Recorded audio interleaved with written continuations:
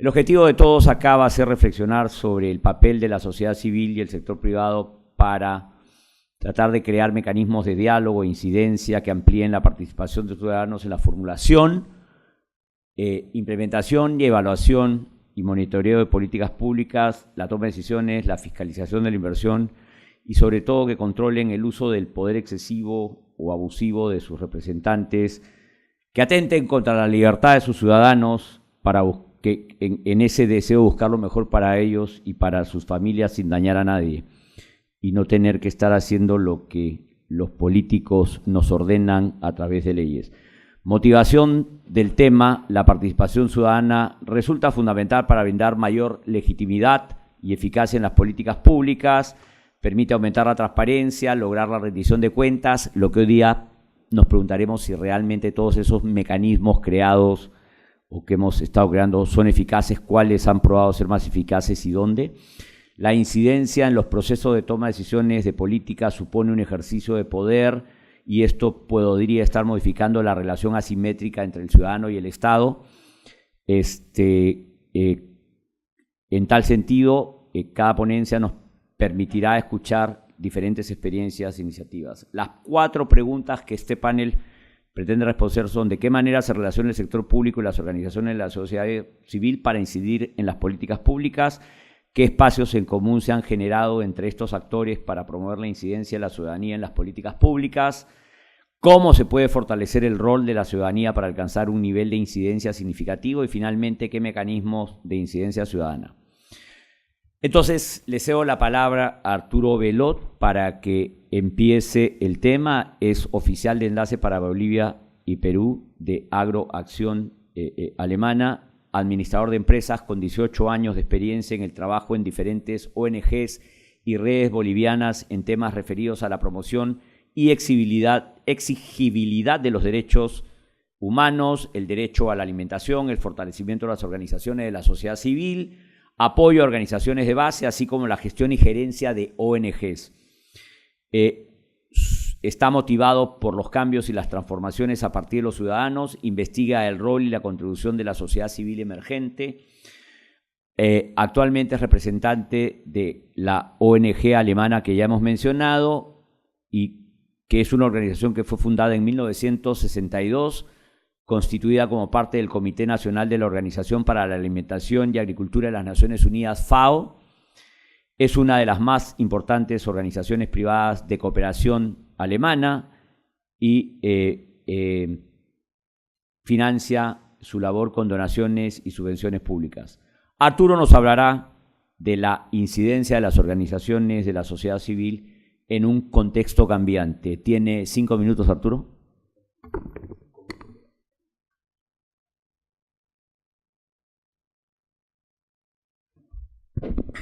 Muy buenas tardes a todas, a todos. Muchas gracias. Un gusto participar en este importante evento. El punto central creo que radica en cómo ampliar, mejorar la participación de la sociedad civil en la definición e implementación de políticas públicas.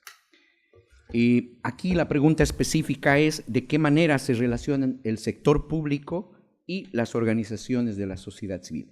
Aquí quisiera hacer algunas consideraciones previas. 1. Las políticas públicas se establecen, o al menos deberían, por la calidad de las relaciones de 3 tipos de actores. Estos son la clase política gobernante, la sociedad civil y el sector privado.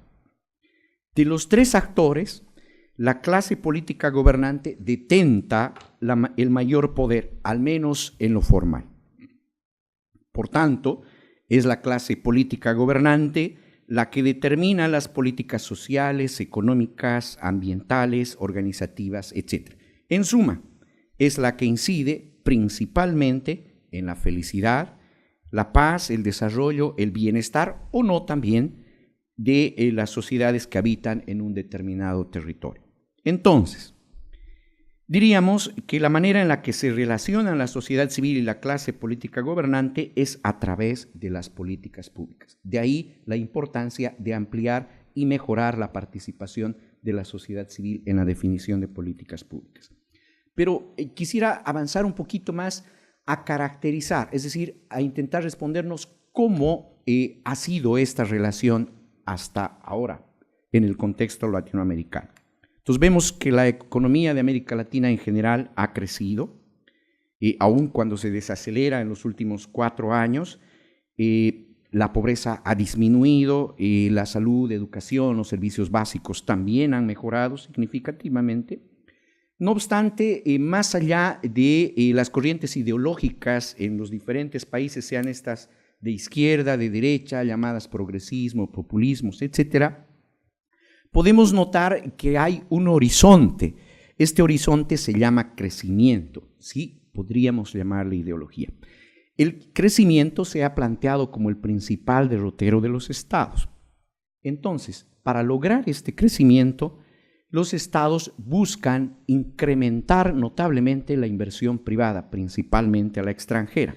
Consiguientemente, buscan reducir los estándares sociales y también los estándares ambientales. Consiguientemente, se criminaliza la protesta, se restringen derechos, se debilitan a las organizaciones de la sociedad civil en la mayoría de los casos, salvo honrosas excepciones en el contexto latinoamericano. Para reforzar esto, algunas estadísticas del Latinobarómetro del 2017 nos dicen que el 2017 el 53% de la población apoya a la democracia, en tanto que el 2010 el 61% la apoyaba. Eso quiere decir que cada vez mayor cantidad de ciudadanos está decepcionándose de la democracia. 2, la satisfacción con la democracia se ha reducido del 34 al 30% apenas entre el 2016 y el 2017.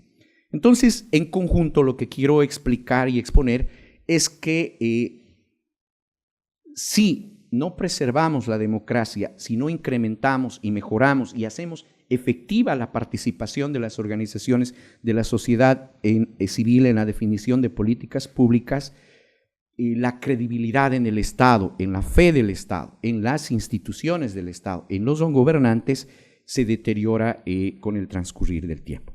Bueno, muchas gracias. Muchas gracias.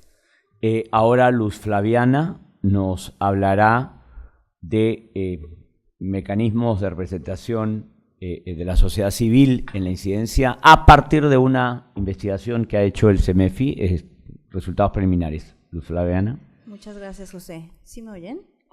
Ok. Sí, efectivamente. Yo les quiero platicar de esta investigación que hicimos en CEMEFI, de los cuales a partir de una iniciativa del gobierno federal para realizar lineamientos que homogeneizaran los mecanismos de participación ciudadana en el país, se pidió por un lado a la Secretaría de Gobernación y por el otro al PNUD que los identificara.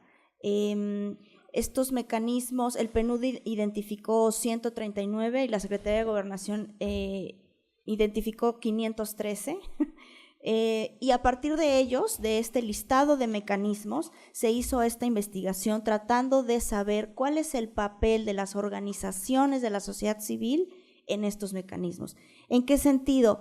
En su incidencia en política pública. Es decir, qué tanto las organizaciones de la sociedad civil son consideradas para que tengan voz y voto y sus propuestas sean incluidas dentro de las políticas públicas que se generan a través de estos mecanismos. Se evaluaron 38 mecanismos en concreto. Bueno, primero les quiero decir, en México tenemos alrededor de, números redondos, 40,000 organizaciones de la sociedad civil, 50% de las cuales están aglomeradas en 4 temas: derechos humanos y civiles, desarrollo económico, educación y asistencia social. Entonces, en el estudio nos enfocamos en este tipo de mecanismos ciudadanos que trataban este tipo de temáticas para ver qué incidencia tenían las organizaciones que abordan estos objetos sociales, como les decimos nosotros. E identificamos que, bueno, a nivel,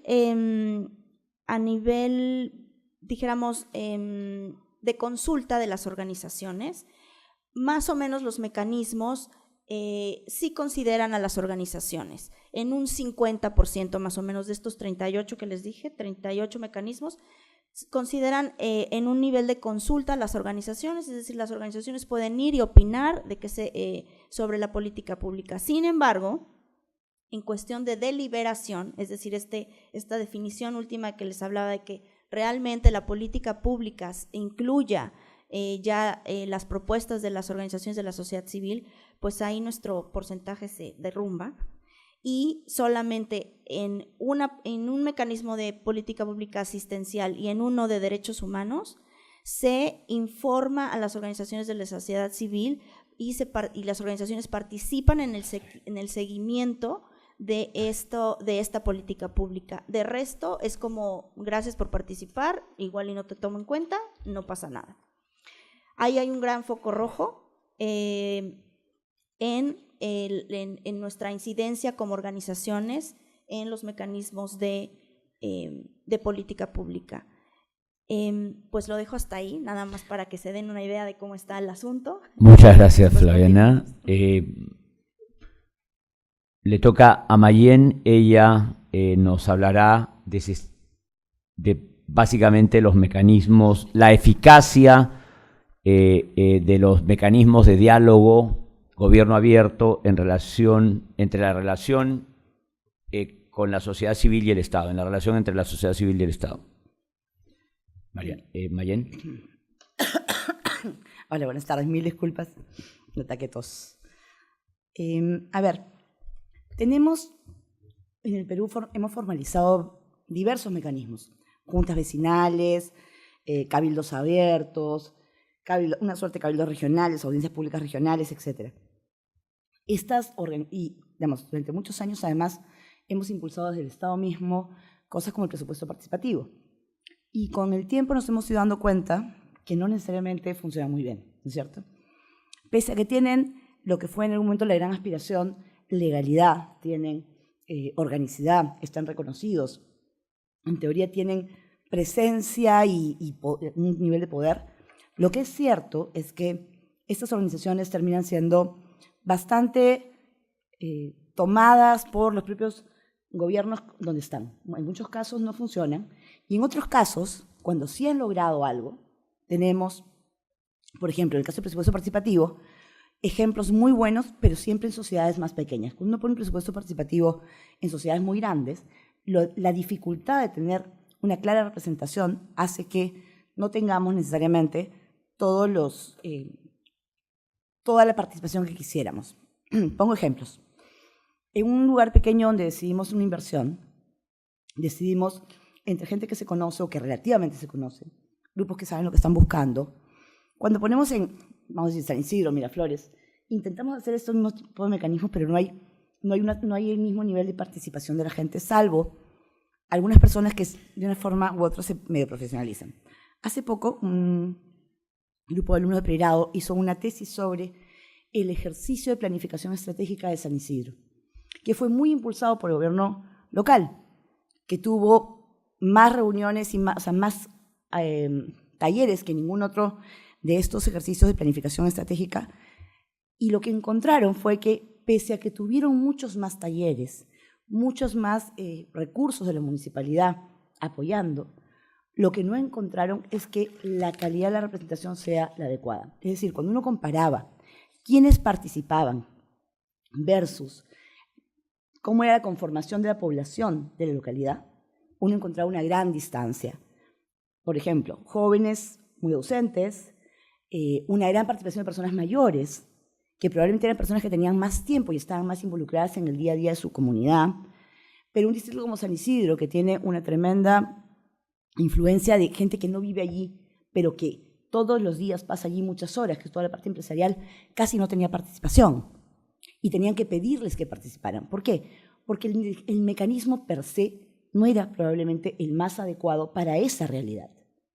No es lo mismo llevar un mecanismo como este a una sociedad de menos cantidad de gente que se conoce, que puede reunirse en un local comunal y tener una decisión donde efectivamente discuten frente a necesidades que todos más o menos identifican. Entonces, los mecanismos han ido variando en el tiempo y hoy día comenzamos a hablar hace unos años de gobierno abierto. ¿Qué es gobierno abierto? Básicamente es casi una filosofía, es decir, que el Estado está dispuesto, el Estado, cualquier entidad del Estado, está dispuesto a someter al escrutinio público y por lo tanto a la crítica también, ¿no es cierto?, las decisiones que toma. Pero eso supone una serie de condiciones detrás. Por ejemplo, que tenemos primero servidores públicos listos para recibir críticas, listos para saber qué hacer con esas críticas. Y no estamos acostumbrados a eso. No solemos regular así. Es más, en el Estado el error está penado. El que se equivoca tiene una acción de control. Entonces nosotros no tenemos una cultura que promueva la apertura, sino todo lo contrario. Más allá de que transparentemos y demos documentación e información hace más de 20 años con la ley de transparencia, tenemos incentivos perversos que hacen que tendamos a no hacer explícitas las razones de las decisiones que tomamos. ¿Por qué? Porque pueden ser materia de control. Entonces, si el error está penado, es muy difícil que quien está sometido a eso esté dispuesto a abrirse frente a la sociedad para que éste entienda por qué decidió lo que decidió. 30 segundos. Etc. Entonces, la pregunta sobre si tiene sentido o no ser gobierno, o sea, si estamos listos para ser gobierno abierto, está basada también en el otro lado, no solamente en quien quiere saber, sino en quien tiene que explicar y qué decir. Y qué capacidades hemos creado hoy. Y yo lo dejo al presidente. Muchas gracias. Bueno, Alfredo nos va a hablar ahora de el referéndum y las condiciones para una mayor participación de la sociedad civil y un mayor accountability del Estado. Alfredo. Sí, bueno, yo quería partir de un punto simple y sencillo que de alguna manera explica por qué discutimos la participación de la sociedad civil. Es que la sociedad civil y los ciudadanos en concreto no se sienten representados o no están conformes con la democracia indirecta o formal, ¿no? Hay un desacuerdo en general. Y hay varias explicaciones de por qué eso ocurre y varían según cada país, pero creo que hay un factor común y es que cuando la gente vota se produce un fenómeno que los economistas llaman ignorancia racional, es decir, estar bien informado para votar es muy costoso y el beneficio de votar es mínimo. ¿Por qué? Porque estar informado para votar significa tener una gran cantidad de información sobre los candidatos y sobre las políticas y el beneficio es casi cero porque solamente vale mi voto cuando la elección se decide por un voto. En consecuencia, los economistas dicen, la verdad uno no debería ir a votar si el voto fuera voluntario. Eso genera que en general hay un gran desapego entre el voto y la decisión o la trazabilidad del voto con la política pública, porque la gente no le interesa, y esa es la verdad, el problema, y el canal formal no le interesa. A pesar de eso hay democracias que funcionan mejor que otras. Entonces, el referéndum es un sistema que va a tener también un problema parecido, pero va a ser menos serio, porque la gente sabe sobre qué va a votar. Una cosa es que yo le pregunte a quién va a elegir de presidente por los siguientes 5 años o quién va a ser su congresista, y otra cosa es que le pregunte si el puente que va a pasar delante de su casa debe o no construirse y con qué características. La gente tiene mucho más interés cuando eso ocurre. El gran problema es que someter todo eso a referéndum es muy costoso. Eso, sin embargo, no es una buena razón para negarnos a tener referéndums. Los referéndums, en el fondo, lo que nos ayudan es a generar la sensación de que haya accountability, porque cualquier cosa que vaya a referéndum genera un accountability sobre los candidatos. Una mala política pública puede generar un referéndum, y si bien los referéndums, en el país que más referéndums hay en el mundo es Suiza, hay a promedio 6 al año, en Perú ha habido 0.08 si toma los últimos 25 años, es decir, casi nada. Cuando uno ve el resultado de estos referéndums, el verdadero resultado no está tanto en lo que se decide en cada referéndum, sino en el feeling o la sensación que tienen los políticos de que algo puede ir a referéndum. Eso en Suiza ha mostrado, por ejemplo, que reduce el gasto público, genera un Estado más reactivo, ha generado una organización política mucho más sensible a la población, vamos a explicarlo quizás más adelante, pero unidades más pequeñas de gobierno lo que generan es más accountability y uno siente que su voto pesa mucho más cuando la unidad es pequeña, uno se siente más cerca al gobernante cuando vota en la elección municipal que cuando vota por el presidente, porque el impacto de la política es mucho más visible y mucho más cercano. Y el referéndum contribuye a eso. Entonces, a pesar de que es muy costoso, puede ser bastante positivo en términos de generar un mayor accountability de los políticos y hacer que la política sea más reactiva a esta trazabilidad, transferencia de las preferencias de los ciudadanos a resultados en las políticas públicas. En Suiza han sometido a referéndum casi cualquier cosa, desde servicio militar obligatorio, aumento de las vacaciones. Curiosamente votaron si aumentaban las vacaciones a 6 semanas, de 4 a 6 semanas, y votaron por quedarse en 4. Si se enseña escuela o no que se enseña en las escuelas, se enseña o no música. Si se mata un lobo que se está comiendo las ovejas, y votaron si mataban o no al lobo y cosas por el estilo, que por supuesto en la cantidad de decisiones políticas que se toman en una sociedad son relativamente pocas, pero el solo hecho de que existan genera ese efecto. Y aquí termino simplemente usando una figura que es ustedes habrán escuchado hablar del panóptico, esta cárcel diseñada de tal manera que si uno se paraba al medio, podía ver a todos los presos y tenía un control total de los presos. Los ciudadanos quisiéramos estar en un panóptico donde los políticos están alrededor nuestro y los podemos ver todo el tiempo y saber qué están haciendo, y posiblemente si eso pasara, se sentirían más presentes. El panóptico ni siquiera necesita que el que mira al guardián esté presente todo el rato. Basta que sepa que puede entrar en cualquier momento para que la conducta de los presos cambie. Más allá de que el panóptico es muy criticado por problemas de privacidad y otras cosas, desde el punto de vista político, el referéndum es una forma de decir, en cualquier momento se abre la puerta y entra el ciudadano a mirarnos. Y yo creo que esa es la gran ventaja que tiene el referéndum, que a pesar de que puede influenciar en muy poca cantidad de decisiones políticas, las pocas generan un efecto multiplicador respecto a la accountability de los políticos y a la sensibilidad de los políticos a las preferencias ciudadanas. Muchas gracias, Alfredo. Bien, el segundo grupo de intervenciones le toca ahora en el segundo bloque volver a iniciar a Arturo, y ahí tratará de hablarnos de cuál es la oportunidad de espacios de incidencia efectiva. Arturo.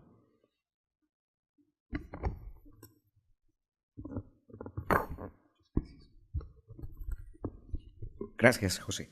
Bueno, la pregunta nos dice, ¿qué espacios en común se han generado entre actores estatales o públicos para promover incidencia de la ciudadanía en políticas públicas? Podemos decir que en la última década ha habido una enorme cantidad de eventos, de foros globales. Podemos citar París, el 2005, Accra, 2008, Estambul, 2010, Siem Reap, Busan, Addis Ababa y otros. Todos estos foros globales han permitido definir, regular, establecer la relación entre la clase política gobernante y las organizaciones de la sociedad civil. Al interior de cada estado, dependiendo de los modelos que cada uno de ellos tenga, se han desarrollado también un conjunto de mecanismos de participación y espacios. Están los referéndums de los que nos comentaba Alfredo, presupuestos participativos, mesas de concertación, mesas de diálogo y muchos otros mecanismos y espacios de participación. Sin embargo, considero que no es la existencia formal de estos espacios la que determinará la calidad o la mayor y mejor participación de la sociedad civil. Haciendo una evaluación retrospectiva de estos espacios de alcance global, pero también a nivel nacional, podemos decir que estos espacios en la mayoría de los casos son instrumentalizados en función de los intereses circunstanciales y tienden a constituirse en espacios sin gravitación alguna para la toma de decisiones. Es decir, nos juntamos todos, aparecemos en la foto, pero los acuerdos que nos han costado arribar generalmente no se ven traducidos en acuerdos y en políticas públicas concretas. Segundo, son insuficientes ante la creciente diversidad y complejidad de intereses de los ciudadanos. Ya lo mencionaba Mayen, nuestras sociedades están cambiando permanentemente y de manera acelerada y compleja. Los gremios como tales dejan de tener una identidad desde la lógica tradicional. Qué sé yo, el gremio de los comerciantes puede tener también intereses de los transportistas, intereses de un ciudadano común Es decir, la complejidad para manejar los intereses de la sociedad civil y para interpretarlos, entenderlos y consiguientemente responder adecuadamente en términos de política pública son cada vez mayores. Tercero, los representantes de la clase política gobernante en estos espacios muchas veces no tienen el poder de decisión. Se empieza con mucha expectativa desde la sociedad civil, pero con el discurrir del tiempo estos espacios generalmente no se traducen en decisiones de política pública. Entonces, esto nos plantea retos y también oportunidades. ¿Cuáles son estos retos? Hay una pérdida de confianza en el Estado, en la institucionalidad, la democracia y los gobernantes, ¿no? Aquí el Latinobarómetro otra vez del 2017 nos dice que la aprobación a los gobiernos, por ejemplo, en 2009 alcanzó un promedio de 60% y en el 2017 apenas el 36%, ¿no? Entonces hay un descontento creciente en la clase gobernante y en la democracia.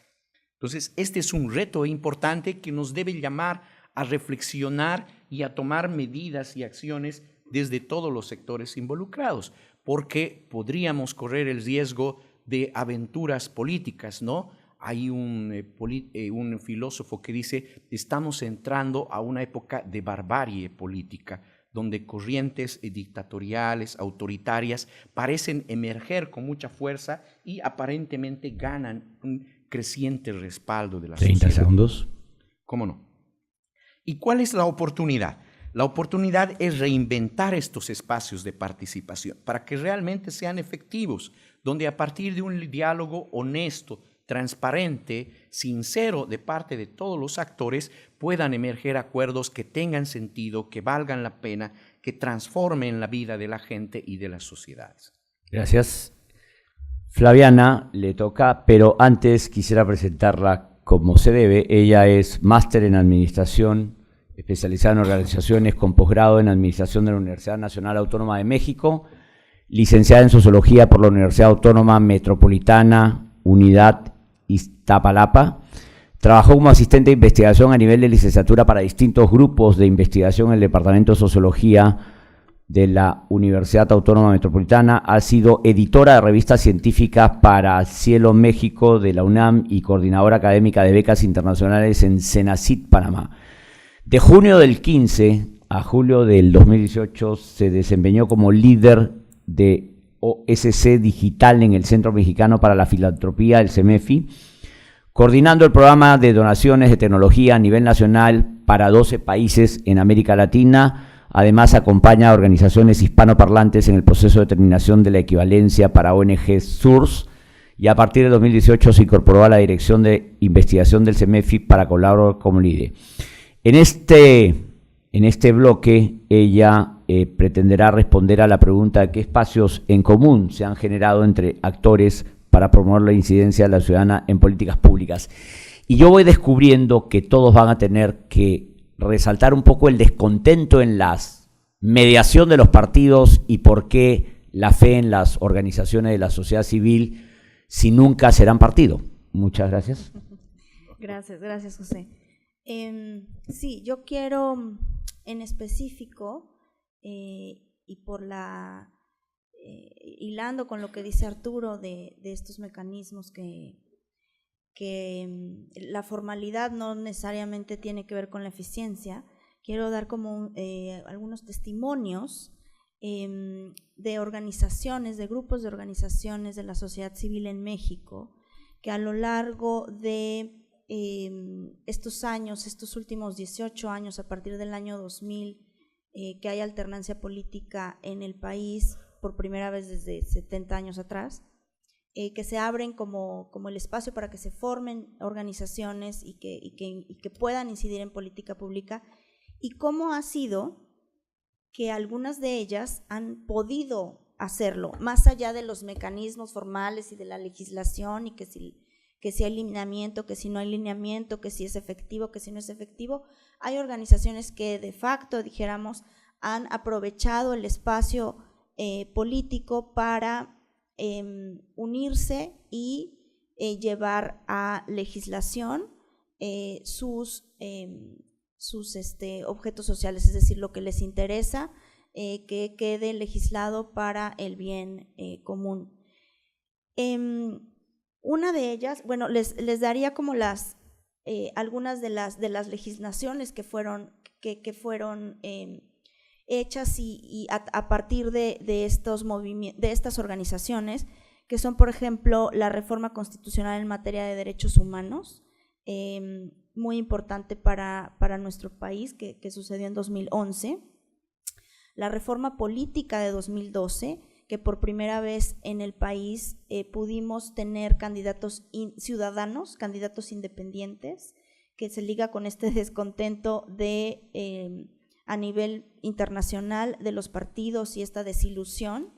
Entonces, en México, a pesar de tener compartida esa desilusión por los partidos políticos, no era posible ser candidato ciudadano, ser candidato independiente sin ligarse a alguno de estos partidos. También está la reforma en acciones colectivas de 2012, en el que por primera vez dijéramos que favoreció mucho y la impulsaron mucho las organizaciones de consumidores, porque por primera vez se podía hacer demandas colectivas en la legislación mexicana. Entonces, antes sí, dijéramos, el recibo de teléfono te llegaba, o de luz te llegaba 300% más caro, pues tenías que tú echarte toda la demanda, dijéramos, solito, y lo que se estipulaba en esa demanda no tenía efectos generales, sino solamente para ti, ¿no? A partir de esta ley se hace, pues es la ley de acciones colectivas, ¿no? También en 2013 se implementa la Ley General de Víctimas a partir del movimiento de este poeta, ayúdenme, Javier Sicilia, y de su movimiento, que también se me olvidó, con derecho y dignidad, ¿cómo era? Sí, justicia y paz bueno, a partir de este poeta que sufre el secuestro y asesinato de uno de sus hijos por la mafia mexicana, bueno, por los narcotraficantes. Eso, paz con justicia y dignidad. 30 segundos. Bueno, llega esta legislación.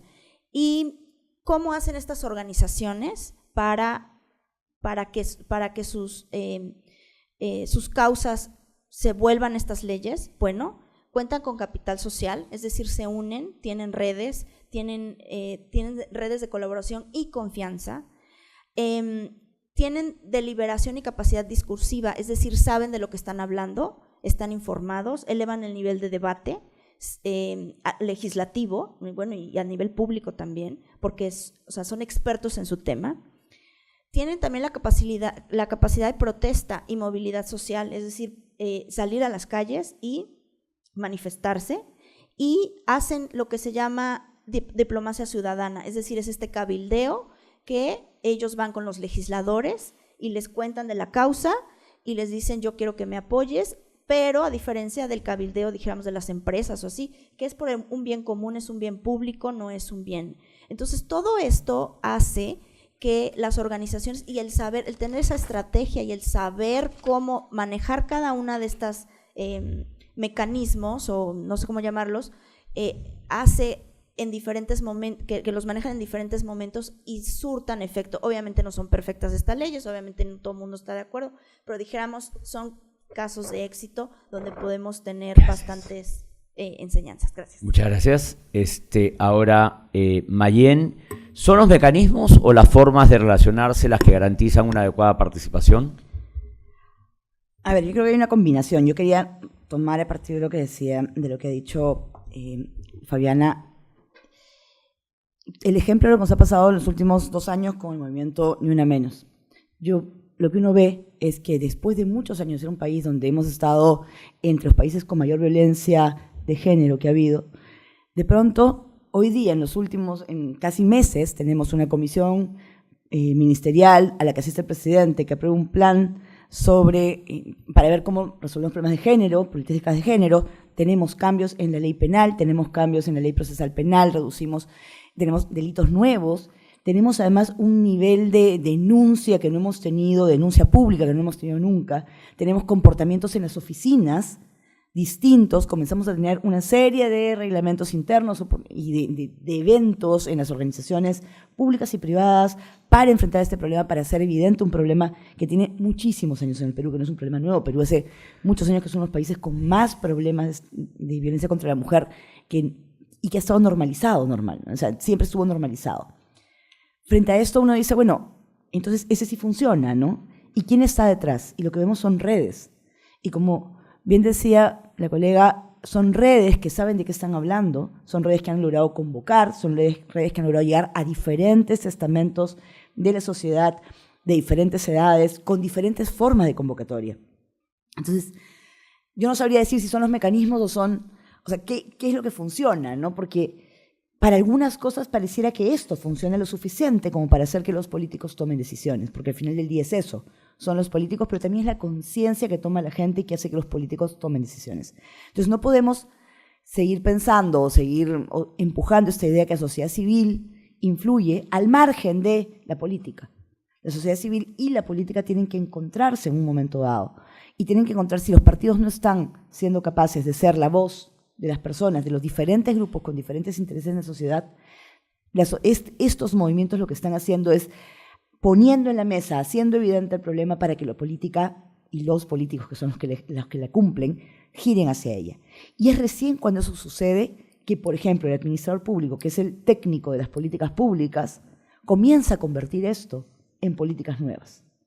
No lo convierte porque sí, porque así sean convencidos de estos cambios, su voz no es suficientemente fuerte hasta que no existe una fuerza política, que en este caso viene de estos movimientos. Entonces, creo que dependiendo del espacio tenemos que escoger los mecanismos. No sé si aparece escoger como si no pudiera controlarlo, pero creo que la efectividad depende de lo que estemos tratando en aquello en lo que estemos tratando de influir y de qué grupo estamos hablando, ¿no? Si son pequeñas sociedades, pues entonces serán probablemente movimientos mucho más orgánicos, de repente hasta formalizados. Si son sociedades dispersas, con grupos muy distintos, con legítimos intereses, pero distintos y no organizados, no orgánicos, quizá movimientos como estos tienen mucho más sentido. Y en ese sentido, por ejemplo, cosas como las peticiones. 30 segundos. Las peticiones que comienzan a hacerse tan populares en muchos países, ¿no? Donde alguien comienza con una idea y la gente puede firmar en redes y comienza a influir, hace que alguien de los que están en el ejercicio del poder tome eso y lo utilice para hacer un cambio en política, o por lo menos para intentar incidir. Y creo que por ahí vamos, porque ya no somos sociedades tan pequeñas y que se conocen entre sí. Las ciudades, sobre todo, son sociedades muy dispersas, con muchos intereses encontrados, cruzados, contrapuestos, ¿no? Muchas gracias. Alfredo, has usado el ejemplo de Suiza, pero el Perú obviamente no es Suiza. A ver, dinos cómo podemos trasladar un modelo que realmente funciona, por todo lo que has contado, a un país con la fragilidad institucional peruana. A ver, ese es un argumento que se usa mucho, ¿no? Se dice, bueno, tal país sí funciona muy bien, pero nosotros no somos ese país. Pero, a ver, evidentemente Suiza no es el Perú, o no es ninguno de nuestros países latinoamericanos, pero Suiza no fue siempre Suiza. Suiza vino de otro tipo de organización y se convirtió en lo que es hoy día porque se dieron reformas o cambios institucionales que permitieron que eso se desarrollara. Entonces la pregunta no es tanto si el referéndum se desarrolló en Suiza porque Suiza es un país desarrollado. Lo que deberíamos preguntarnos es cuánto contribuyó el referéndum al desarrollo de Suiza, que es una pregunta diferente. Y yo creo que ahí, evidentemente, no podemos lanzarnos con un sistema de referéndum como el que actualmente existe en Suiza, porque evidentemente no estaríamos en capacidad de hacer un proceso electoral cada 2 o 3 años nos cuesta tanto esfuerzo. Imaginen, miren nomás cómo están las calles de Lima llenas de carteles. Imagínense pues si esto ocurriera en el Perú de un día para otro. Pero evidentemente hay que confiar más en sistemas de consulta como el referéndum, que contribuyen muchísimo a que eso se dé. Evidentemente eso requiere otros cambios institucionales, no solamente el referéndum. En Suiza las unidades de gobierno y las realmente relevantes son pequeñas, son los cantones. Es decir, el gobierno nacional en Suiza no es muy importante. A mí me contaba un abogado suizo cuando estaba en un trabajo profesional allá, que el presidente de Suiza estaba caminando por la calle y un montón de japoneses se le acercaron y los suizos son muy cuidadosos de su privacidad y dijeron, no, van a afectar, el presidente va sin escolta, va caminando por la calle. Y cuando se acercaron los japoneses, les tendieron la mano, les tendieron la cámara y dijeron, "Can you take us a picture?", ¿no? O sea, a nadie le importaba quién era el presidente de Suiza. Mucho más importante es el que gobierna el cantón. ¿Y por qué? Porque esa unidad es mucho más relevante para el ciudadano. Nosotros tenemos a veces la visión incompleta, ¿no? Incluso los estados federales latinoamericanos no son auténticamente federales, ¿no? Y eso crea unidades mucho más grandes, ¿no? Entonces, yo creo que hay un voto mucho más importante incluso que el voto electoral y tiene que ver con la organización política, es el voto con los pies. La gente vota moviéndose. Es decir, no vota yendo a las ánforas, sino decide moverse de una jurisdicción a otra porque esa jurisdicción le ofrece mejores condiciones, entre ellas un mejor marco institucional. Y la competencia y la diversidad hace que ellos puedan influenciar mucho más en las decisiones políticas del lugar donde viven, ¿no? Por ejemplo, un abogado con el que yo hablaba, este mismo abogado que me contó esta historia del presidente, me decía, él trabajaba en Zurich, pero vivía en un cantón acostado que no recuerdo el nombre, y me decía, yo no vivo en Zurich porque en Zurich los impuestos son muy altos, pero los servicios son mejores. Yo vivo en el cantón del costado donde los impuestos son muy bajos, pero yo tengo que limpiar mi calle al frente. Y la gente se mueve y escoge dónde vivir. Hay cantones ambientalistas, donde no hay industria, porque la sociedad de ese cantón decidió que no hubiera industria. Y hay otros que tienen desarrollo industrial, porque la gente vota con los pies. Suiza no es el único ejemplo, Estados Unidos es otro ejemplo. Ustedes miren Estados Unidos en realidad son 50 países, cada uno con una gran independencia en su marco legal. Y eso sí, tiene que garantizar movilidad. Migración de gente, movimiento de capitales, movimiento de mercancías, movimiento de información.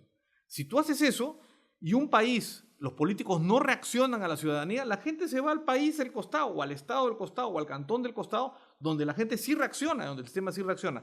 Y esa competencia mejora muchísimo la capacidad del sistema de ser asertivo. Y finalmente, para terminar este punto, tengamos en cuenta que la organización es mucho más sencilla en circunscripciones más pequeñas. Por una simple razón, porque hay que organizar grupos más pequeños. La efectividad de una organización depende del tamaño de gente que hay que organizar. No es lo mismo organizar un equipo de fútbol de 5 que de 11, y no es lo mismo organizar 50.000 personas que 20.000. Una unidad pequeña requiere menos gente para tener más impacto en esa unidad. Entonces, y hay una frase, no recuerdo de quién era, que decía, 15 segundos. En realidad, los estados no distribuyen entre pobres y ricos, distribuyen entre grupos organizados y grupos desorganizados. Y cuando uno tiene unidades más pequeñas, los grupos se organizan mejor y pueden obtener mejores resultados de la decisión política. Muchas gracias, Alfredo. Ok, nuevamente, Arturo, para iniciar el bloque 4, nos han dicho que la universidad nos está recortando un poquito el tiempo, así que vamos a correr en los siguientes bloques. ¿Cuál finalmente ves que es el rol de las organizaciones de la sociedad civil, entonces?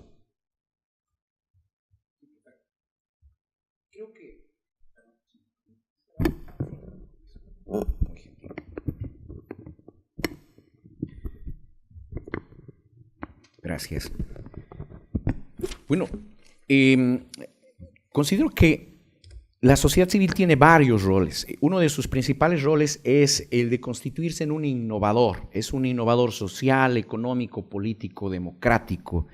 Es la sociedad civil quien ha hecho que se caiga el muro de Berlín. Es la sociedad civil quien ha hecho profundas transformaciones agrarias en América Latina, laborales, obreras y otras. Entonces, uno de los principales roles de la sociedad civil es la innovación.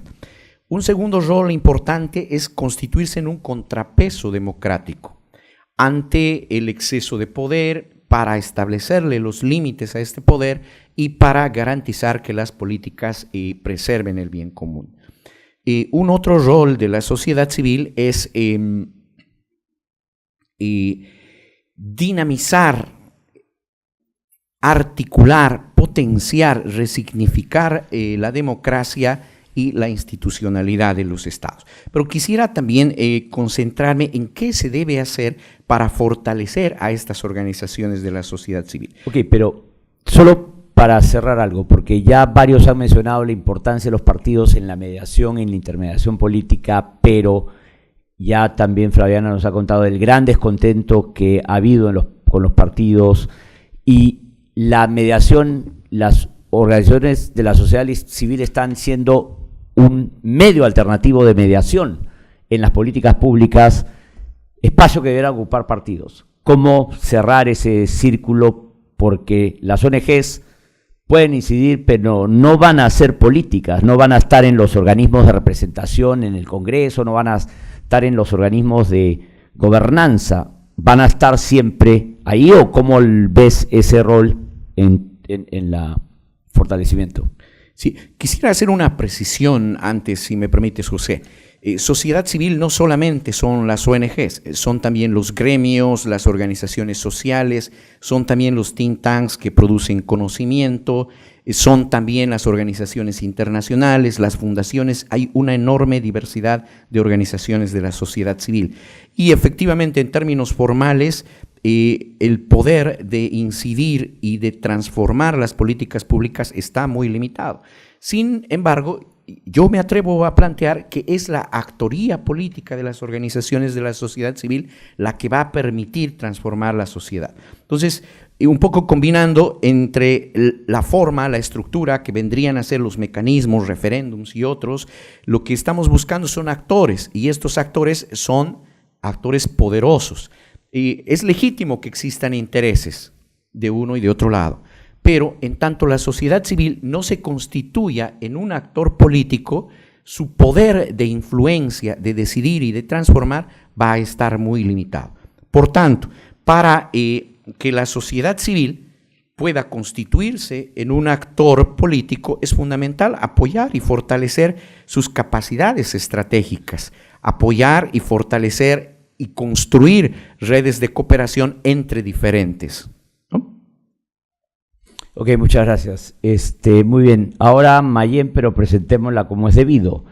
Mayén es abogada de profesión, se formó en la Pontificia Universidad Católica, es máster en Administración Pública por la Universidad de Syracuse en Nueva York, experta en temas vinculados a la reforma de la Administración Pública, ha trabajado en el Banco Interamericano de Desarrollo como especialista en modernización del Estado y ha trabajado también en Perú, Colombia, Panamá en ese tema. Fue gerente general de Goberna, una consultora especializada en temas de gestión pública, y trabajó temas de descentralización, desarrollo de políticas, simplificación administrativa.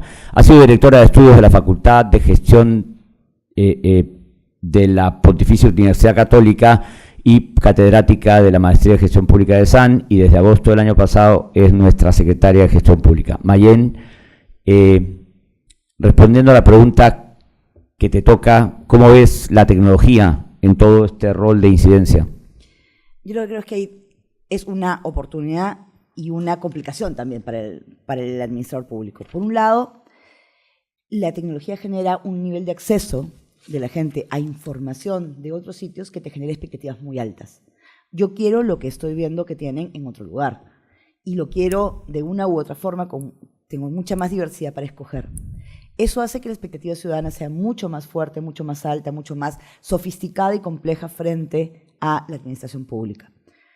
Por otro lado, también es una posibilidad, porque frente a esto, que es tan difícil de medir, de tasar, de ponerle una etiqueta, aparecen mecanismos nuevos y distintos. Hoy día tenemos un cambio de modelo de estos modelos de organizaciones donde podíamos etiquetarlas con un cierto interés particular, con caras visibles, con intereses claros, ¿no? Las ONGs que tenían un nombre o los gremios que tenían un nombre determinado, y aparecen todos estos sistemas de redes, pero además aparecen mecanismos de consulta. Nosotros estamos intentando, por ejemplo, ahora hacer una consulta no es hacia afuera, sino hacia adentro del Estado, pero hay 1,5 millones de personas que trabajan en el Estado y que sufren las ineficiencias de las reglas administrativas. Y hemos hecho un piloto que nos ha ido bastante bien, de preguntarle a la gente dónde le aprieta el zapato, por qué no puede trabajar bien y cumplir con sus funciones, con sus tareas. Y hemos tenido una tasa altísima de respuesta de gente que te cuenta situaciones concretas en las cuales las reglas administrativas le impiden hacer su trabajo. Y hacer su trabajo impedir hacer su trabajo quiere decir que no puede hacer el servicio ciudadano que necesita hacer, ¿no? Entonces, la tecnología tiene cosas como esas también que tenemos que aprender a aprovechar. Tenemos que ser más flexibles como administradores públicos para poder estar dispuestos a preguntar no solo a los que conocemos. La tendencia natural, dice Cotter, de los políticos es que en campaña convocamos a aquellos que hacen mucha bulla, a las ONGs que hacen bulla, a los grupos que hacen bulla, a los que son a las iglesias que hacen bulla, a todos los que hacen bulla. Pero en ejercicio del poder convoquemos a los silenciosos, a los que tienen un poder silencioso, que son los que nos permiten avanzar. Tenemos que quebrar esa lógica y tenemos que aprender a administrar y administrarnos como Estado, quizá vía estas formas distintas, estas formas nuevas de relacionarnos con otros mecanismos para ser más abiertos y tener más flexibilidad también para escuchar, ¿no? Muchas gracias, Mayén. Alfredo, has hablado de trazabilidad entre las preferencias de la población y las decisiones políticas. ¿Qué condiciones institucionales deben cumplirse para que esto funcione? Bueno, son varias, pero yo me voy a concentrar principalmente en el problema de los partidos. Los partidos nadie los quiere, pero son indispensables. Y eso es algo que tenemos que entender. Un sistema sin partidos políticos es muy parecido. Un sistema político sin partidos es muy parecido a un mercado sin empresas. Las empresas son las que tienen visión de largo plazo. Representan stakeholders que a su vez van a tener una perspectiva de largo plazo. Entonces, la empresa tiene incentivos para controlar la corrupción de sus funcionarios y los partidos deberían tener incentivos para proteger, pero cuando no hay partidos, como ocurre en el Perú, por ejemplo, donde realmente los partidos no existen, no hay un órgano que tenga visión de largo plazo y todo es, y uno lo ve en los símbolos de las células electorales, ¿no? La K de Keiko, el PPK de PPK, la O de Ollanta, la T de Toledo. La gente vota por el nombre de la persona, los partidos realmente no existen. Yo casi siempre hago esta analogía y digo, ¿en qué se diferencia la Coca-Cola y la Pepsi? Algunos dicen, uno dice que una es más dulce, que otra es menos dulce. La mayoría de personas, las encuestas te demuestran que no pueden diferenciarlas. Les hacen la prueba de sabor y no las pueden diferenciar. Son muy parecidas. En los sistemas de partidos yo creo que pasa lo mismo. En realidad los sistemas políticamente sanos tienen Coca-Cola y Pepsi. Tienen 2 partidos o 3 partidos cuyas diferencias sustanciales no son notorias. Es decir, los demócratas y los republicanos o los 3 partidos alemanes tienen muy pocas diferencias entre sí. Tienen una posición muy cercana. ¿Y eso a qué se debe? A que la población, a través del voto, ha ido seleccionando y moviendo los partidos hacia el centro, porque es donde se consigue más consenso. Y eso significa que hay que trabajar en sistemas donde los partidos tienen una duración en el tiempo y son relativamente pocos. Esto no significa reducir la competencia, pueden entrar nuevos y pueden sustituir a los que están, pero la tendencia siempre es ir hacia el centro. Y al centro hay más consenso, es más fácil consenso. Los partidos demasiado extremistas terminan dificultados en poder conseguir consensos. Y esto se logra a través de una serie de mecanismos que son importantes en la reforma política porque hace que el voto del ciudadano conduzca a ese resultado. Por ejemplo, el uso de distritos uninominales que hacen que la competencia política se canalice a conseguir mayores consensos para poder ganar en los distritos uninominales, frecuencia de votación, renovación por tercios del Congreso, elecciones con mayor frecuencia, de las cuales se incluyen los referendos, alternancia ordenada en el poder, es decir, los demócratas les toca 3 años, 3 periodos, después siguen 2, después sigue 1, pero más o menos se van alternando, no van a encontrar un periodo de 20 años de demócratas ni de 30 años de republicanos, ¿no? Eso no lo van a encontrar en ningún país civilizado. Eso genera mayor estabilidad y eso hace mucho más accountable al gobierno. Y lo más importante, creo, no solo pero sumamente importante, el Bill of Rights. No todo puede estar sujeto a la democracia. Hay derechos básicos que no pueden estar sujetos a la democracia. El Bill of Rights no debe estar sujeto a referéndum siquiera. Yo no puedo votar para privar a las personas de su vida o de que puedan ser torturadas para mejorar la situación del combatir el crimen o que se les prive de la propiedad por votación de la mayoría. Si tiene que haber un sistema, y con eso termino, de Estado de Derecho. El Estado de Derecho es no tanto el Estado de Derecho como derecho, es la conciencia del ciudadano que las reglas que existen se aplican, porque eso legitima el sistema y mejora los mecanismos de participación porque la gente sabe que esas reglas se van a cumplir y en consecuencia su participación va a tener una consecuencia. Gracias, Alfredo. Bloque último, Arturo, ¿cuáles son los riesgos de que las organizaciones se constituyan o no en sujetos políticos? Perdón, me toca... Está bien, te toca a ti, Arturo. No. No, arranca siempre Arturo, sigue Flaviana, luego Mayén, luego... Eso es el orden. Muy bien, perfecto. Lo hemos vivido también, hemos vivido experiencias en América Latina, ¿no? Movimientos sociales, organizaciones sociales muy fuertes. Una opción, se constituyen en partidos políticos. Opción 2, terminan cooptados por partidos políticos. Al final, el riesgo mayor es que pierden agenda, pierden legitimidad y por tanto dejan de ser, más bien, dejan de representar los intereses auténticos de la sociedad civil. Entonces creo que el mayor riesgo es que los legítimos intereses del grupo a los que representaban terminen siendo relegados, desplazados frente a los intereses de los grupos de poder que los cooptan, ¿no? Entonces creo que este es el mayor riesgo y es algo frente a lo que deberemos estar preparados, sobre todo en un contexto, como ya lo hemos venido señalando y reiterando, donde podemos distinguir dos tipologías, si se quieren, de organizaciones de la sociedad civil. Una, que es la tradicional, la gremial, que tenía estructura, tenía agenda, tenía mecanismos de articulación, tenía objetivos comunes, ¿no? Sin embargo, nos encontramos a una nueva sociedad civil, es una sociedad civil emergente, que no tiene estructura, no tiene liderazgo, muchas veces no tiene agenda o está desarticulada entre sí, no tienen un espacio real donde reunirse, muchas veces son las redes sociales, ¿no? Entonces, tenemos que encontrar formas y mecanismos que se adecúen a los nuevos tiempos, que son cambiantes, acelerados y complejos. Muchas gracias, Flaviana. Ahora sí, cuéntanos un poco de esta experiencia de apertura que has mencionado en México a la democracia, cuando se inicia el reto del PAN al PRI, y cómo hubo la esperanza, la participación y cómo la corrupción fue desencantando a los mexicanos de los políticos y qué rol tienen la sociedad civil. Bueno, efectivamente a partir... Cualquier parecido con nuestra realidad es mera coincidencia. Sí, hemos descubierto, platicando los ponentes entre todos, que, bueno, lo que todo el mundo sabe, que nuestras realidades son muy parecidas, y José me pidió dar como hablar un poquito de nuestro proceso con la democracia, porque sí, efectivamente hay muchos símiles con el proceso democrático peruano. A partir del 2000, nosotros elegimos por primera vez a un presidente que no era del partido dominante por 70 años, y hubo alternancia democrática. Esto, como les mencioné hace un momento, dio pie a mayores espacios para la sociedad civil.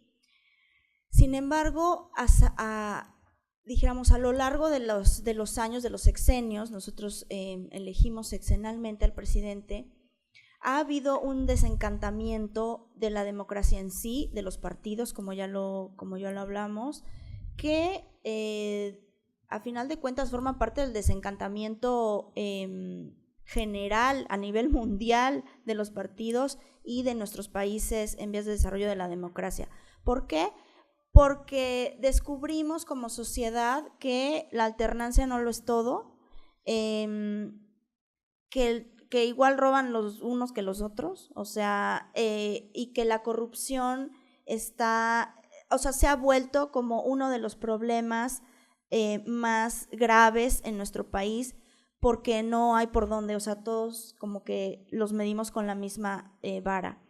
Entonces, ¿qué ha sucedido? Al principio, cuando la alternancia democrática en el 2000, pues también, es decir, en el 2006, 2012, hubo cámaras divididas, ¿no? Y entonces decíamos, no, ahora sí se va a poder legislar mucho más, no con intereses políticos, sino con el interés de la nación, porque pues entonces va a haber más equilibrios, y a final de cuentas, pues tampoco ha sucedido, es decir, sí han sucedido muchas cosas, pero a nivel general, a nivel de la percepción del ciudadano de a pie, como que todos siguen robando igual y todo sigue lo mismo, ¿no? Entonces, ¿qué pasa? Hemos elegido en estas últimas elecciones, en 2018, nuevamente y por una gran mayoría a un presidente, y le hemos dado todo el poder en las dos cámaras, tanto en la de diputados como en la de senadores, porque esta es mi interpretación, porque yo te diría, no nos ha funcionado la tal democracia que dicen que es divina, ¿no? Y que todo funciona muy bien, y entonces queremos pues que alguien solito diga qué tenemos que hacer y que pase todo lo que es necesario pasar. pues lo dejo hasta ahí solamente para que vean símiles. Sí, claro. Están en la otra línea. Mayén, ¿estamos preparados para realmente ser un gobierno abierto, ese que escucha y rinde cuenta? Difícil, ¿no?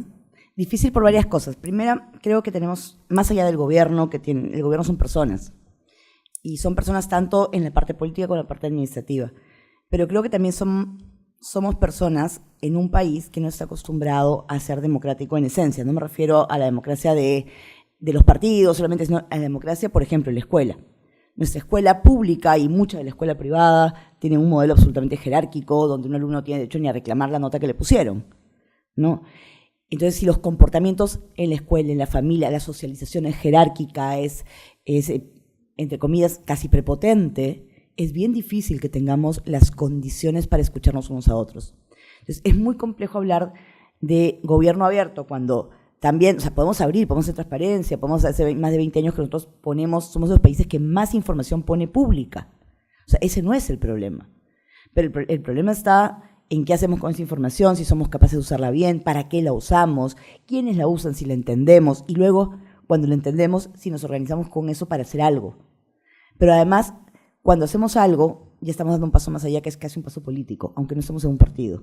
Sea para hacer sociedad civil, sea para hacer grupos que trabajamos en redes, estamos haciendo una acción política, y esa acción política supone un componente democrático de parte nuestra si queremos ser capaces de escucharnos. Entonces, es difícil hablar de un gobierno abierto, de un cambio de filosofía del Estado, pero también de quienes somos los dueños del Estado, ¿no? Si es que no tenemos condiciones básicas. Creo que es por ahí por donde tenemos que trabajar. Perfecto.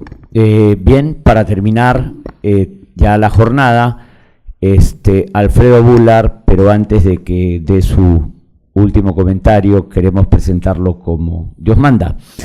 Alfredo es socio de Bular, Falla y Escurra, máster en Derecho por la Universidad de Yale, en el año 91, abogado de la Pontificia Universidad Católica, graduado en el 89, doctor honoris causa de la Universidad Continental del Perú en el 2012, es profesor de Análisis Económico del Derecho, Derecho Civil, Arbitraje, Derecho de la Competencia en la Pontificia Universidad Católica.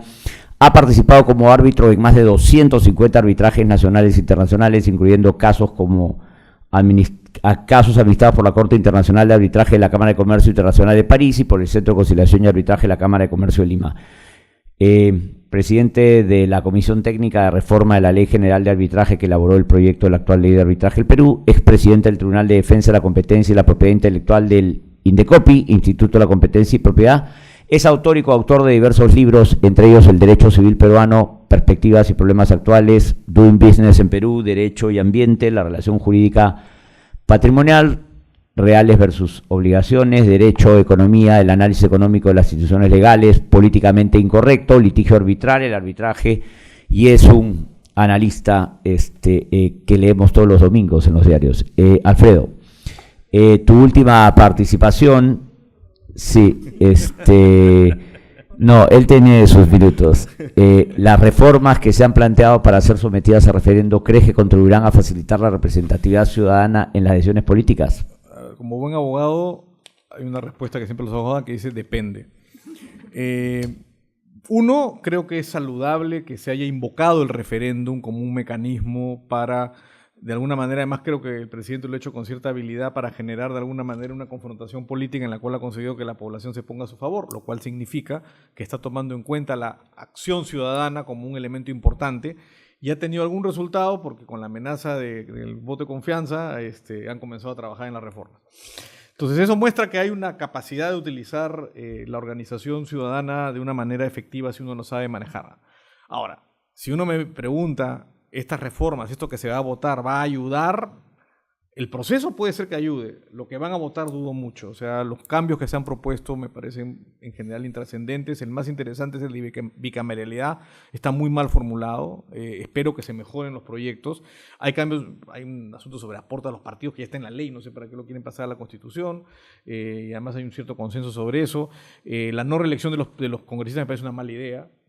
Ahora, yo creo que el problema es una reforma mucho más compleja y mucho más sofisticada, especialmente en el campo político, ¿no? Sobre cómo conseguir un sistema político que sea más reactivo y más trazable con la preferencia ciudadana. Lo que sí creo que es importante, y que un poco la experiencia de México lo muestra, la experiencia del Perú lo muestra, es que no se puede hacer las cosas 20 años mal y esperar que salgan bien. Es decir, si el sistema está mal estructurado, porque la participación política, incluso pensando en el sistema electoral normal, no está bien estructurada, y ya ni hablar de los temas de participación de los ciudadanos, el resultado va a ser corrupción, o sea, el resultado va a ser ineficiencia del Estado, gasto público excesivo, poca organización, desarticulación entre la población y el Estado. Eso va a ser el resultado si uno pone las reglas mal. Pero a su vez eso significa, y uno de los peores problemas que hay en Latinoamérica es la impaciencia, es creer que pasemos un referéndum y las cosas se van a arreglar. Así el referéndum vote 5 o 6 cosas relevantes, no va a arreglar el problema de la corrupción. Va a crear unas condiciones que junto con 2.000 condiciones adicionales van a poder mejorar la situación institucional, que va a reducir la corrupción, porque ni en Alemania se ha evitado la corrupción, o sea, sigue existiendo. Entonces, el punto es ese. Hay que hacer unas reformas y hay que tener mucha paciencia. Y a veces creo que el movimiento, la sociedad civil, a veces le falta paciencia. Está esperando que una medida determinada o una acción determinada va a conseguir un cambio, y toma muchísimo hacer los cambios institucionales que conducen a un país mejor. O sea, Suiza no es Suiza porque hace 10 años a alguien se le ocurrió una idea brillante y cambió. Suiza es Suiza porque hay numerosos, cientos o miles de cambios institucionales a lo largo de cientos de años que conducen a que Suiza sea Suiza, y hay un montón de cambios institucionales perversos o mal estructurados que conducen a que Perú, o México, o Bolivia sean lo que son. Ahora, también tenemos que felicitarnos en una cosa: con todos los problemas que tenemos, la verdad es que nuestros países han mejorado. Yo siempre creí, uno mira los datos y uno dirá, no nos gusta, pero nuestros países han mejorado. Algún cambio institucional hemos logrado a través de estos, algo ha mejorado. Que podríamos mejorar mucho más, que nos vamos a encontrar. Yo estoy seguro, yo creí que con la crisis de corrupción de Fujimori se iba a dar la reforma que iba a acabar la corrupción, y ahora tenemos una peor. O sea, tenemos una imagen peor, ya mucho más generalizada. Entonces, la verdad de las cosas es que tenemos que tener paciencia, tomar las medidas y estar dispuestos a esperar décadas a veces para que las medidas consigan los cambios que necesitamos. Mochidas, muchísimas gracias. Bueno, las conclusiones se las dejo a cada uno de ustedes. Muchas gracias por acompañarnos. Nos despedimos. Aplauso para los expositores.